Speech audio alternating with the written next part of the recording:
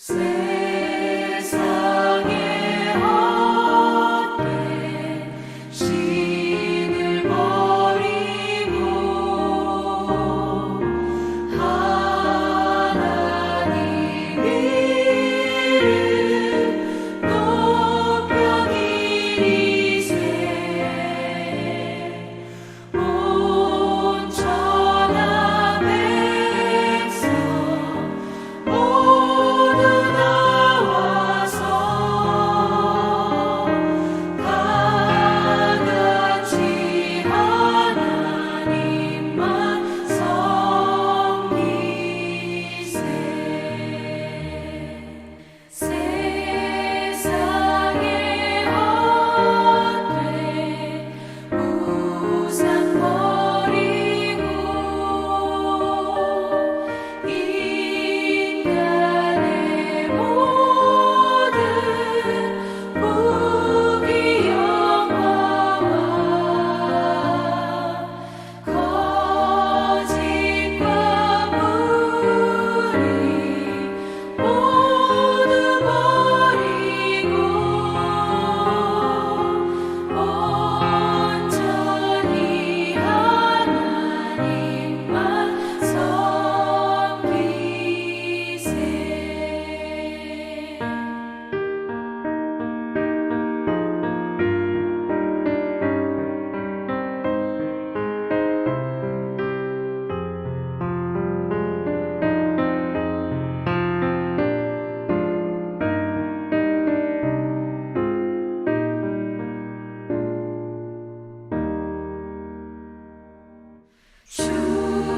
주님의 백성 서로 행하려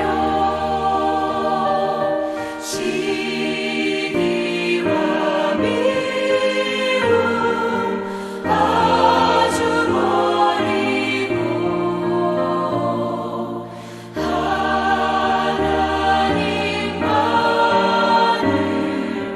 홀로 섬기는 천국을 어서 이뤄 주소서.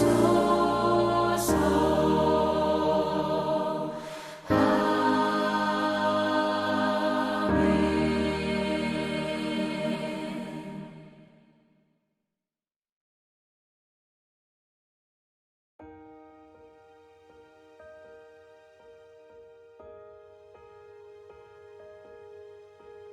그때에 블레셋 사람들이 이스라엘과 싸우려고 군대를 모집한지라. 아기스가 다윗에게 이르되 너는 밝히 알라. 너와 네 사람들이 나와 함께 나가서 군대에 참가할 것이니라. 다윗이 아기스에게 이르되 그러면 당신의 종이 행할 바를 아시리이다 하니 아기스가 다윗에게 이르되 그러면 내가 너를 영원히 내 머리 지키는 자를 삼으리라 하니라. 사무엘이 죽었으므로 온 이스라엘이 그를 두고 슬피 울며 그의 고향 라마에 장사하였고 사울은 신접한 자와 박수를 그 땅에서 쫓아내었더라. 블레셋 사람들이 모여 수넴에 이르러 진침해 사울이 온 이스라엘을 모아 길보아에 진쳤더니 사울이 블레셋 사람들의 군대를 보고 두려워서 그의 마음이 크게 떨린지라. 사울이 여호와께 묻자오되 여호와께서 꿈으로도 우림으로도 선지자로도 그에게 대답하지 아니하시므로 사울이 그의 신하들에게 이르되 나를 위하여 신접한 여인을 찾으라. 내가 그리로 가서 그에게 물으리라 하니 그의 신하들이 그에게 이르되 보소서 엔돌에 신접한 여인이 있나이다. 사울이 다른 옷을 입어 변장하고 두 사람과 함께 갈새 그들이 밤에 그 여인에게 이르러서는 사울이 이르되 청하노니 나를 위하여 신접한 술법으로 내가 네게 말하는 사람을 불러올리라 하니 여인이 그에게 이르되 내가 사울이 행한 일 곧 그가 신접한 자와 박수를 이 땅에서 멸절시켰음을 아나니 내가 어찌하여 내 생명의 올무를 놓아 나를 죽게 하려느냐 하는지라. 사울이 여호와의 이름으로 그에게 맹세하여 이르되 여호와께서 살아계심을 두고 맹세하노니 내가 이 일로는 벌을 당하지 아니하리라 하니 여인이 이르되 내가 누구를 내게로 불러올리랴 하니 사울이 이르되 사무엘을 불러올리라 하는지라. 여인이 사무엘을 보고 큰 소리로 외치며 사울에게 말하여 이르되 당신이 어찌하여 나를 속이셨나이까? 당신이 사울이시니이다. 왕이 그에게 이르되 두려워하지 말라. 내가 무엇을 보았느냐 하니 여인이 사울에게 이르되 내가 영이 땅에서 올라오는 것을 보았나이다 하는지라. 사울이 그에게 이르되 그의 모양이 어떠하냐 하니 그가 이르되 한 노인이 올라오는데 그가 겉옷을 입었나이다 하더라. 사울이 그가 사무엘인 줄 알고 그의 얼굴을 땅에 대고 절하니라. 하나님께서 사랑하시는 우리 안디옥 교회 성도님들 잘 주무셨습니까? 은혜의 주일 아침입니다. 인생은 선택의 연속입니다. 그렇죠? 태어나면서 죽을 때까지 우리는 선택합니다. 영어로 birth와 death, 그 사이에 알파벳 B와 D 사이에 C, 초이스가 있는 것처럼 태어나면서 죽을 때까지 우리는 선택하게 됩니다. 직업을 선택하고요. 또 배우자도 선택하고 다양한 많은 것을 선택하게 되죠. 옛날 이런 광고도 있었습니다. 순간의 선택이 몇 년을 좌우한다? 10년을 좌우한다. 그런 말이 있을 정도로 선택은 우리의 삶에 아주 많은 영향을 줍니다. 전에 그 TV 예능 프로그램에 보면 그 이휘재 씨가 출연했던 인생극장, 기억나시나요? 인생극장이라고 있었잖아요. 따단, 딴따단, 딴따단, 딴딴따단, 딴따단. 그래, 결심했어. 이거 있잖아요. 다들 기억나시죠? 똑같은 상황에서 A를 선택하느냐 아니면 B를 선택하느냐, 어떠한 선택을 하느냐에 따라서 그 결과가 많이 달라지는 것을 재미있게 이렇게 봤던 기억이 납니다. 오늘 본문도 우리에게 위기의 상황에서 어떠한 선택을 하는 것이 바람직한 선택인지, 그리고 이러한 바람직하고 올바른 선택을 하기 위해서는 먼저 하나님의 뜻을 발견해야 될 테인데, 그 하나님의 뜻을 발견하기 위해서 어떻게 해야 하는지 잘 가르쳐주고 있습니다. 사무엘상 28장에서 31장은 이스라엘과 블레셋의 전쟁 내용인데요. 이 두 나라의 전쟁으로 인해서 다윗과 사울이 각각 위기에 빠지는 모습을 잘 보여줍니다. 그리고 이 두 사람이 이 위기에 어떻게 대처하는지, 그리고 그 결과는 어떻게 다르게 나타나는지를 잘 보여주고 있습니다. 블레셋과 이스라엘의 전쟁 국면에서 다윗과 사울은 서로 각기 다른 그러한 양상의 위기에 봉착하게 됩니다. 먼저 다윗은 현재 사울을 피해서 블레셋 지역 가드왕 아기스 편에 속해 있기 때문에 블레셋과 이스라엘 간의 전쟁이 일어나면 다윗은 자기 민족과 싸워야 되는 그러한 위기가 오게 되는 것이죠. 반면 사울은 여전히 블레셋 사람들의 군대를 보고 마음이 막 크게 떨릴 정도로 두려움에 사로잡히는 그러한 위기를 맞게 됩니다. 사울은 두려움을 없애기 위해 여러 가지 방법을 찾지만 설상가상으로 사무엘은 이미 죽었고, 또 사울이 하나님께 물어는 보지만 더 이상 하나님은 사울에게 꿈으로도 또 우림으로도 선지자로도 대답하지 않으십니다. 구약에서 꿈과 우림과 그 선지자는 하나님의 계시의 방법이었습니다. 꿈은 개인적인 계시이며 우림이라고 하는 것은 제사장을 통해서 제비 뽑게 하는 그런 도구였는데, 구약에서 우림과 둠밈이라고 하는 것을 가지고 제비를 뽑음으로써 하나님의 계시가 어디에 있는지 제사장을 통해서 확인하였습니다. 사울은 꿈으로 계시를 받지 못했고요. 그 우림을 가지고 있었던 제사장도 이미 사울이 다 죽였고 겨우 한 명 살아남은 그 아히멜렉 제사장의 아들 아비아달은 지금 다윗에게 가 있습니다. 그러니 더 이상 사울은 제사장을 통한 우림으로도 하나님의 계시를 받을 수 없게 된 것이죠. 더군다나 사울이 믿었던 선지자 사무엘도 이미 죽고 없습니다. 진퇴양난인 것이죠. 사울 입장에서는 하나님의 대답도 없고 너무 답답하고 두려움은 더 커지는 매우 큰 위기의 상황이 된 것입니다. 여러분, 이러한 위기의 상황에서 어떻게 해야 될까요? 당연히 하나님께서 왜 대답하지 않으시는지, 그 이유가 무엇인지 하나님께 진정으로 회개하고 자기 자신의 삶을 돌아보고 또 하나님께 용서함을 구하는 게 그게 순서 아니겠습니까?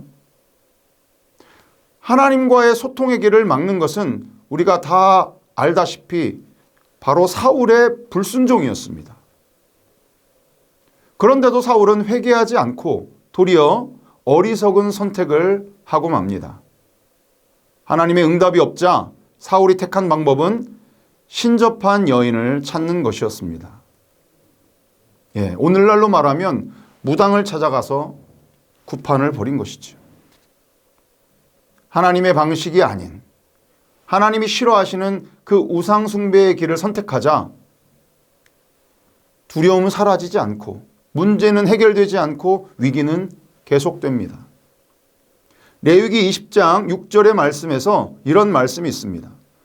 접신한 자와 박수무당을 음란하게 따르는 자에게 하나님께서는 진노하신다.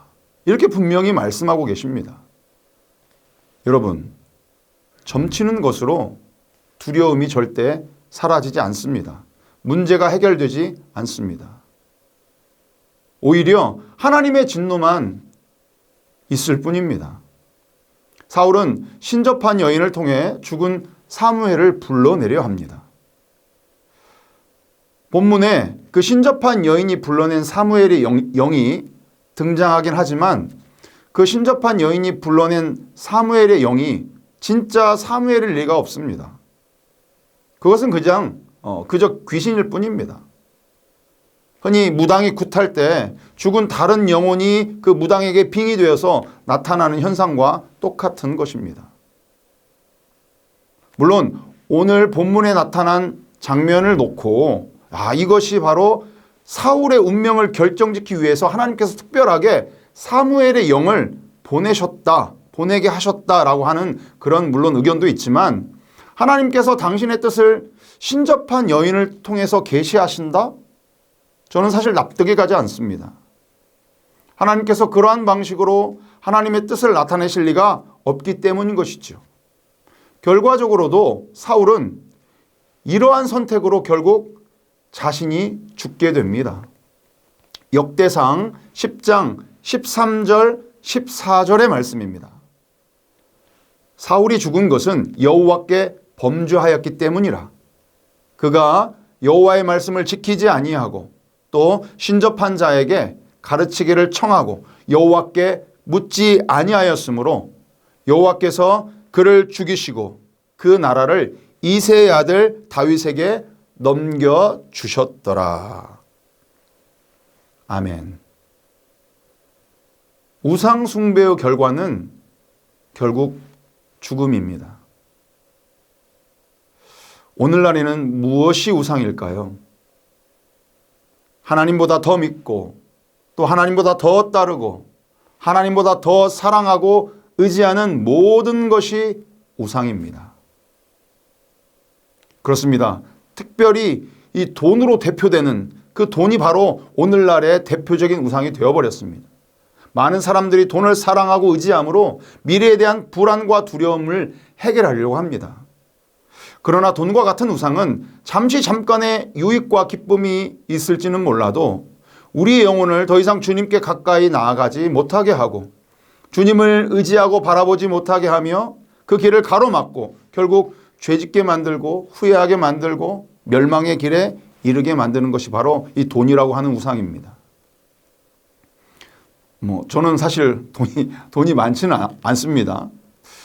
돈이 많지는 않지만 지금까지의 저의 삶을 이렇게 돌아보면 그저 하나님이 주시는 그 은혜대로 부족함 없이 주시는 대로 만족하면서 그렇게 지내왔던 것 같습니다.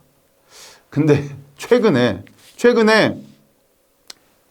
제 통장을 보니까 제 통장의 잔고가 정확히 2,686원 남은 거예요.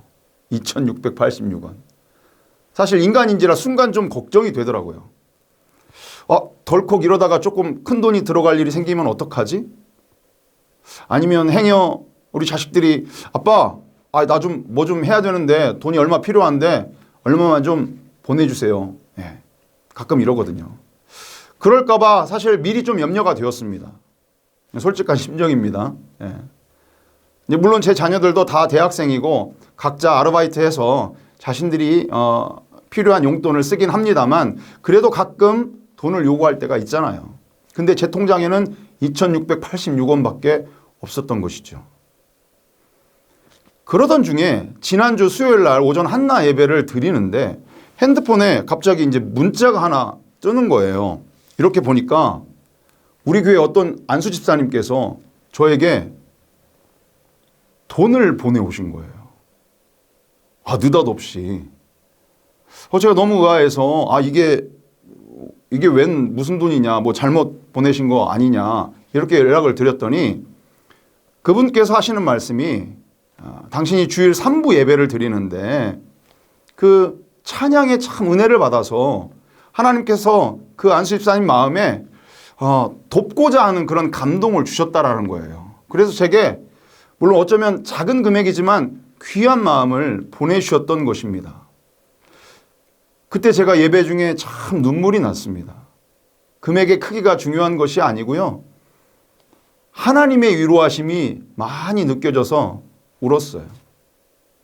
그리고 그때 마침 한나 예배 중에 흘러나오던 찬양이 충만이라는 그러한 찬양이었습니다.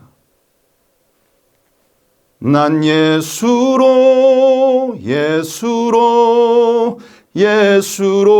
충만하네. 난 예수로 충만하네. 난 예수로 충만하네. 만왕의 왕 내 안에 살아계시네.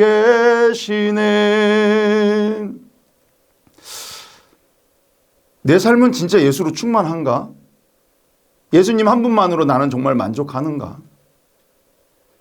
예수님께서 내 안에 살아계시면 내가 사실 어떠한 형편이든지 자족하고 때로는 비천에 처할 줄도 알고 배고픔도 알고 궁핍에도 처할 줄 알아야 하는데 그것이 진짜 내게 능력 주시는 자 안에서 내가 모든 것을 할 수 있다는 그러한 신앙 고백인 건데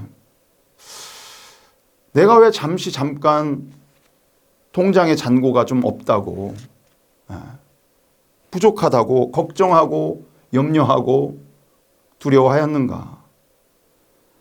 사실 목회자에게 이것 또한 훈련인 것인데 이것 또한 믿음을 더 강하게 하기 위한 주님이 주시는 그런 연단의 과정인 것인데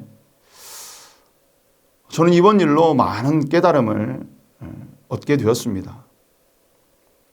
사랑하는 성도 여러분, 그 오병이어의 기적이 우리에게 주는 교훈은 무엇이었던가요?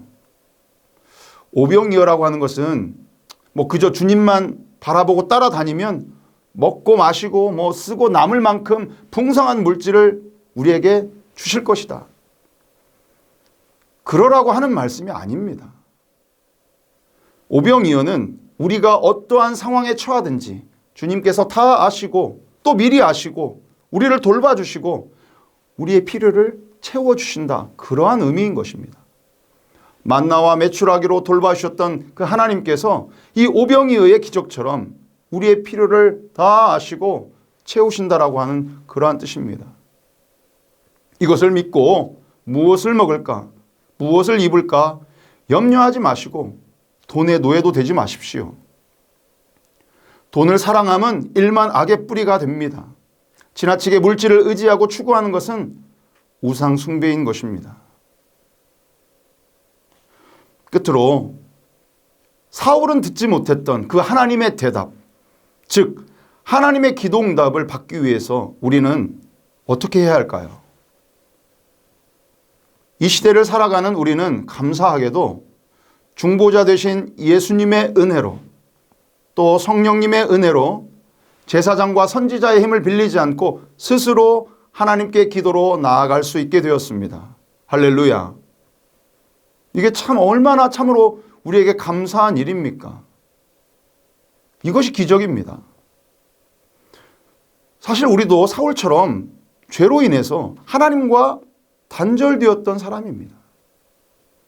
그러한 우리를 하나님과의 관계를 회복시키기 위해서 하나님이셨던 예수님께서 이 땅에 친히 오셨고 십자가에 달려 돌아가심으로 친히 화목제물이 되어주셨습니다. 너희가 내 안에 거하고 내 말이 너희 안에 거하면 무엇이든지 원하는 대로 구하라 그리하면 이루리라 이렇게 말씀하셨습니다. 우리가 예수님 안에 거하면 하나님께 기도응답 받을 수 있습니다. 예수님이 우리와 하나님 사이에서 중보자가 되심으로 우리는 더 이상 꿈이나 우림이나 선지자가 아니어도 하나님 앞에 스스로 담대히 나아갈 수 있게 되었습니다. 이것이 은혜인 줄 믿습니다. 사랑하는 안디옥 교회 성도님들, 죄를 멀리 하십시오.